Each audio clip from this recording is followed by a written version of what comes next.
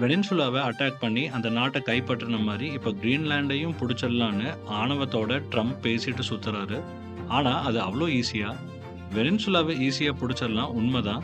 ஆனா Greenland Denmark country கீழே வர ஒரு இண்டிபெண்டன்ட் அட்மினிஸ்ட்ரேஷன் இருக்க ஒரு பிளேஸ்.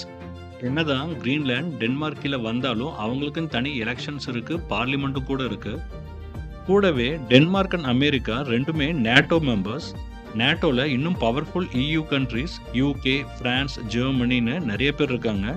கிரீன்லாந்து மேல அமெரிக்கா கை வச்சா இந்த பவர்ஃபுல் கண்ட்ரி சும்மாவும் இருக்க மாட்டாங்க.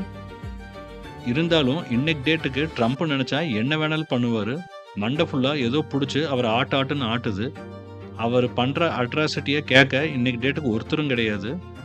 ட்ரம்ப் கிரீன்லாண்டை யுஎஸ் கூட இணைக்கணும் அப்படின்னு சொல்றதுக்கு காரணம் என்ன அப்படின்னா, கிரீன்லாந்து ஐலாண்டை சுற்றியும் சைனாவும் ரஷ்யாவோட ஷிப்ஸ் தான் சரவுண்ட் பண்ணி இருக்கு.